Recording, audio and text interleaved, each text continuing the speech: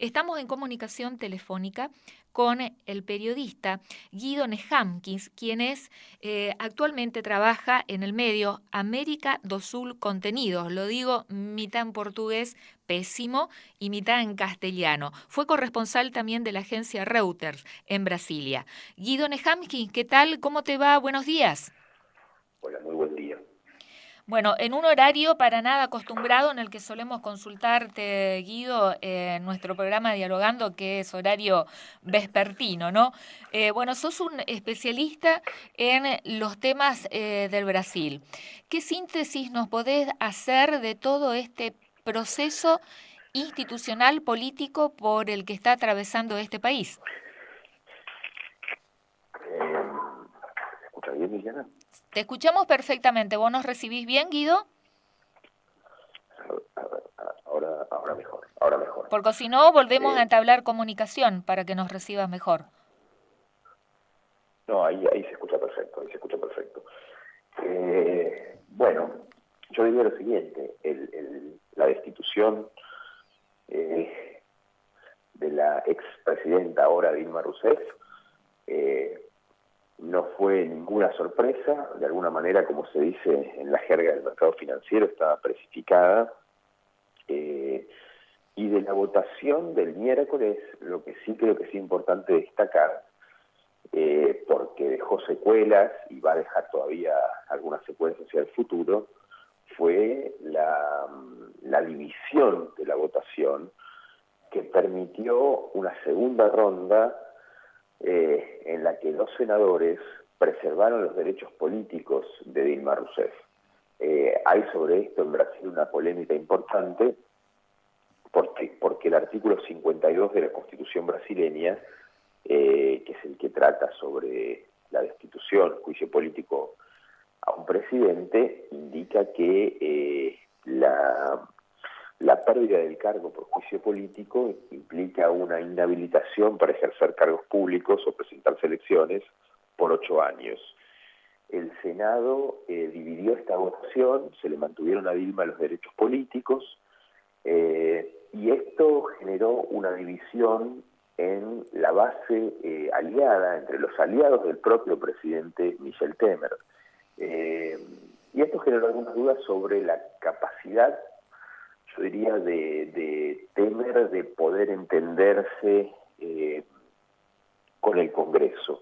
El primer día el presidente estaba muy enojado sobre esto, después de alguna manera lo minimizó, pero muestra, y lo registro simplemente, Liliana, porque muestra que las cosas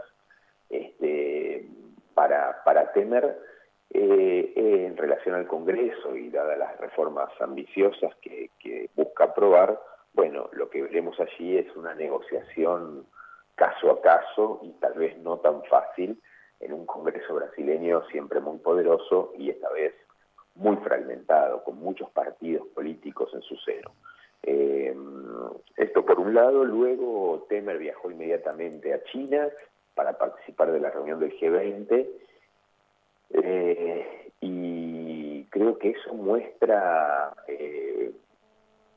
un segundo plano. El primero que te mencionaba era el de las reformas ambiciosas que el nuevo presidente de Brasil se propone implementar. El segundo, esto lo anunció el mismo miércoles antes del viaje, es una acción internacional decidida en la que, por un lado, buscará robustecer o ampliar su legitimidad y por otro, contestar de forma decidida y determinada cualquier atisbo o calificación de golpista, que es como la ahora oposición del Partido de los Trabajadores y otros partidos de izquierda más chicos lo están señalando o calificando. Temer, lo que dijo en su discurso es que de ninguna manera se quebró la Constitución, por el contrario, que se siguió la Constitución, la letra de la Constitución en este proceso, y que golpistas son aquellos que no aceptan la nueva situación que hay en Brasil. Mientras tanto, el PT, sindicatos y otros grupos van a continuar con algunas movilizaciones, sobre todo en Sao Paulo, ya hemos visto 4 o 5, siempre muy pequeñas, pero bastante ruidosas y violentas. Bueno, esto de que se habla, ¿no? Que fue un golpe de Estado, un golpe institucional, lo sucedido en Brasil con la presidente Dilma Rousseff. No solamente se habla en Brasil, ahora se utiliza este concepto, ¿no? De golpes blandos, de golpes de Estado blandos que, si bien utilizando una herramienta constitucional, por ejemplo, el filósofo Noam Chomsky, nosotros leíamos un artículo publicado en Página 12 que él analiza que lo sucedido en Brasil es un golpe de Estado blando, esta nueva figura que ya, digamos, no son los golpes de Estado los que estábamos acostumbrados en esta parte de Latinoamérica, sino más bien utilizando herramientas consagradas institucionalmente, se logra sacar a un presidente que fue elegido por voluntad popular. Sí. La reacción del pueblo brasilero, ¿cuál ha sido, Guido? Porque Brasil está viviendo todo este proceso, fue sede de los Juegos Olímpicos, ahora comienzan el 7 los Juegos Paralímpicos, anteriormente el Mundial de Fútbol, todos estos eventos que tienen relación con el deporte. Brasil es un país deportista, futbolístico sobre todo, logra en cierta manera disimular esta crisis institucional, por un lado la pregunta, y por otro lado la parte económica que también tanto cuenta. Bueno, sobre esto Liliana, dos cosas. Primero, hubo manifestaciones masivas hasta el día 17 de abril, que el Congreso y la Cámara de Diputados ese día votó la admisión del proceso de juicio político a la presidenta. Y las manifestaciones mayoritarias fueron a favor de la destitución.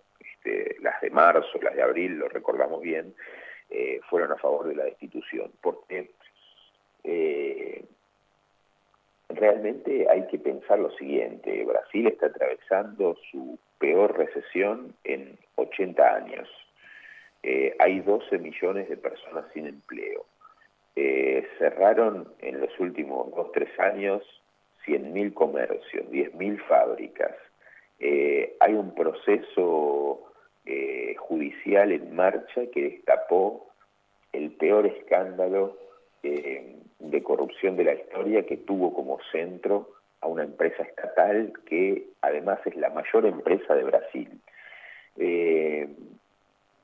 Otro punto, yo diría, para mencionar en estas circunstancias que de alguna manera confluyeron e hicieron que la presidenta Dilma Rousseff perdiera todo su capital político y se erosionara su poder. Otro punto, perdió completamente el control del Congreso y de su base de apoyo parlamentaria. En ese contexto, objetivamente, independientemente cuál fuera el gobierno, si fuera un gobierno de izquierda, un gobierno de derecha, de centro derecha, de centro izquierda, lo que fuese, se le hubiese hecho muy cuesta arriba continuar gobernando. Yo pediría que pensemos qué gobierno hubiera podido mantenerse en pie en esa circunstancia, a la que sumo además 4 millones de personas en las calles en algunos momentos pidiendo su salida. Realmente se hizo muy difícil el proceso de gobernabilidad en Brasil. La presidenta Dilma Rousseff perdió prácticamente todas las chances que tuvo de reorganizar su gobierno y por lo tanto la gobernabilidad del país, y en un contexto económico muy difícil, con un proceso judicial en el que el PT está en el centro de la escena, con grandes movilizaciones masivas en su contra y sin ningún capital político, impopularidad muy alta y apoyo de la base parlamentaria. Entonces, creo que esos fueron los condimentos que hicieron que Dilma Rousseff perdiera la capacidad de gobernar.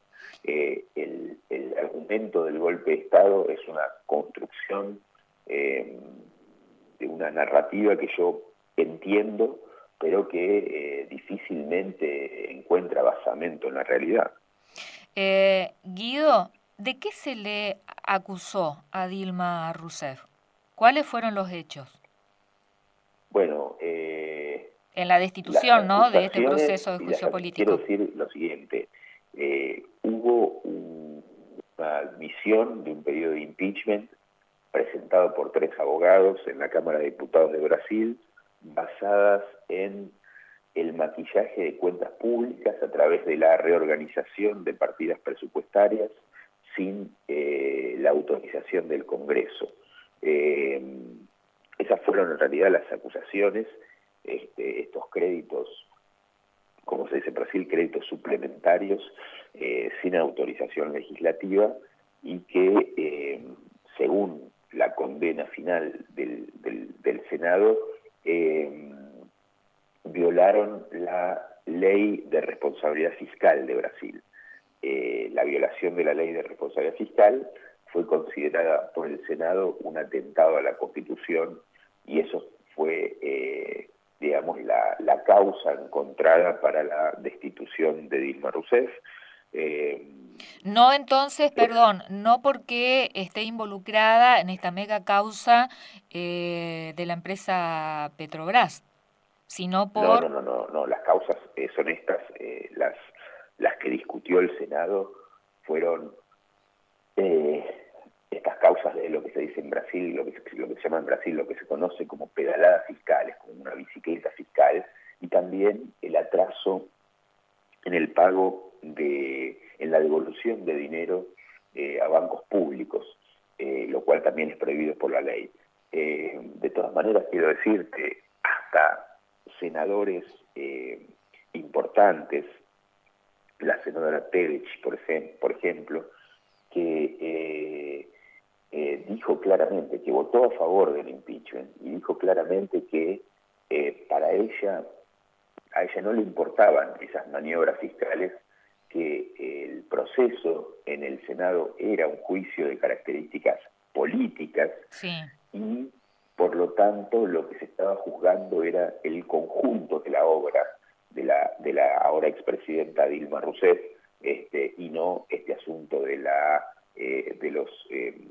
las reasignaciones presupuestarias y de los financiamientos de los bancos públicos al gobierno sin autorización del Congreso. Es decir, un proceso eminentemente político. Sí, eso lo entendemos claramente y que está consagrado justamente en la Constitución de Brasil. Legisladores, senadores justamente que votaron en este proceso de destitución de la Presidente, ¿están involucrados dentro de las causas justamente de Petrobras? Guido, ¿nos escuchás? Sí, escucho una interferencia, pero te escucho perfectamente. Este cable músico, si lo pueden apreciar. ¿Hola? Sí, nosotros te escuchamos, pero hay también una interferencia. ¿Podemos volver a llamarte, Guido, a ver si solucionamos? A Sí, ver. por supuesto. No, Por supuesto. ahora no escuchamos más la interferencia. Te preguntaba sobre si hay legisladores justamente que participaron en este proceso de destitución que estén involucrados dentro de esta causa de corrupción de Petrobras. Bueno, vos sabés que la política brasileña en realidad está manchada en prácticamente, digamos, no hay políticos que de alguna manera no estén manchados en este caso, porque lo que en Brasil se ha de alguna manera considerado y confundido en los últimos años es financiamiento de campañas con sobornos. Es decir, prácticamente todos los partidos políticos han recibido dinero de empresas comprometidas en este caso, y algunos incluso han tenido su pedido de detención hecho por el fiscal general de la República, que luego fueron rechazados por la Corte Suprema, el Supremo Tribunal Federal, porque los políticos que tienen cargos selectivos, como diputados o senadores, tienen fuero privilegiado. incluso hubo un caso, creo que bastante emblemático, de un senador que votó ahora por la destitución de Dilma, por supuesto, que fue ministro en la primera semana del gobierno de Michel Temer, que debió salir del gobierno cuando se conoció una grabación en la que hablaba de la necesidad de sacar del poder a Dilma Rousseff para parar la sangría provocada por el Lavallato, la operación Lavallato, como se conoce la operación anticorrupción en Brasil.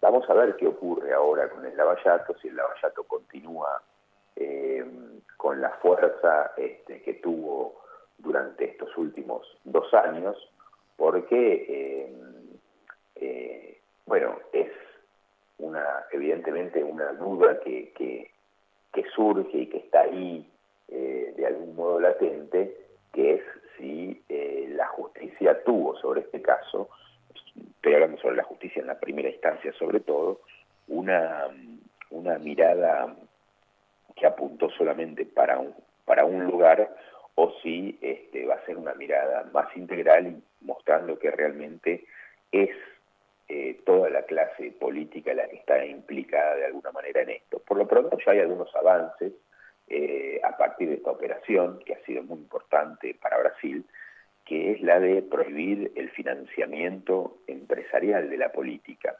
Esta es indudablemente una gran contribución del Lavallato a la democracia brasileña, y lo que vamos a ver ahora, por ejemplo, en las próximas elecciones del mes de octubre, son campañas financiadas apenas con lo que en Brasil se llama el fondo partidario, es decir, son fondos públicos de alguna manera, que están relacionados a los votos obtenidos por cada agrupación. Entonces van a desaparecer, o han desaparecido aquellos, como se dice en Brasil, marqueteiros o gurúes del marketing político, pensando en campañas millonarias, cinematográficas, carísimas obviamente, para dar lugar a campañas más normales, más austeras. Mucho más austeras, mostrando una cercanía importante entre los candidatos y la población, porque evidentemente el cuerpo a cuerpo, el recorrer bares,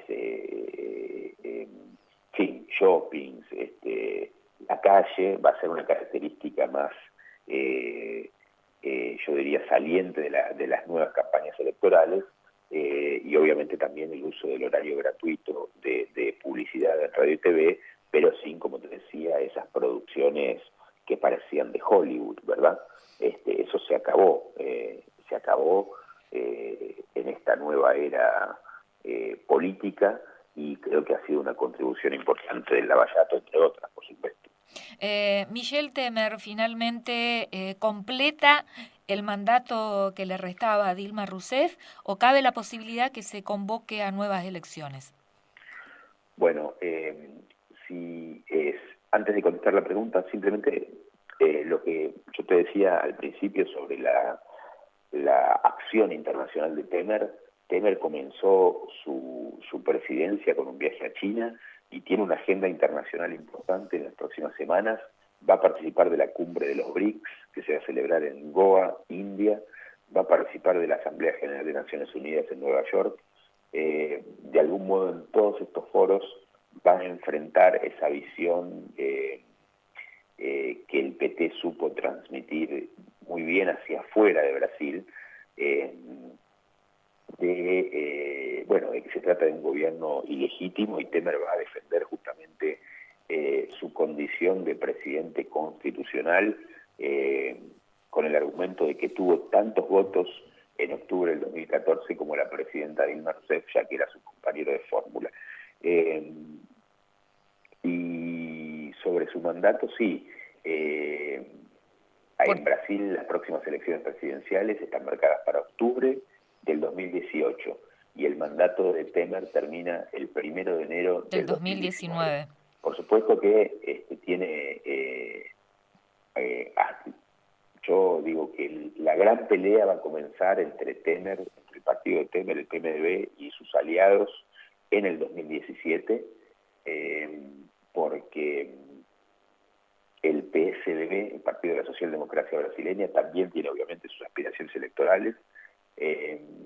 Ahí va a comenzar una lucha que en este momento fue de alguna manera disimulada porque todos estaban juntos trabajando por el impeachment, pero esa es obviamente un conflicto que va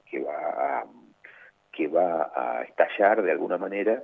Y bueno, ahí vamos a ver también el PSDB tiene sus conflictos internos, tiene 3 candidatos posibles a la presidencia que están bastante enfrentados entre sí. Entonces lo que va a ocurrir en Brasil, yo diría pronto, no ya este año, pero sí el año que viene, es una puja entre los nuevos aliados oficialistas por la candidatura presidencial del 2018. Sobre todo teniendo en cuenta el margen tan estrecho, ¿no? En las últimas elecciones presidenciales en octubre del 2014, el margen tan estrecho entre el PT, Dilma Rousseff, con el candidato liberal Aécio Neves del Partido de la Socialdemocracia Brasileña, ¿no? El PSDB que vos mencionabas. Creo que hubieron un poquito más de 3 puntos, ¿no? Muy estrecho fue el margen en la reelección de Dilma.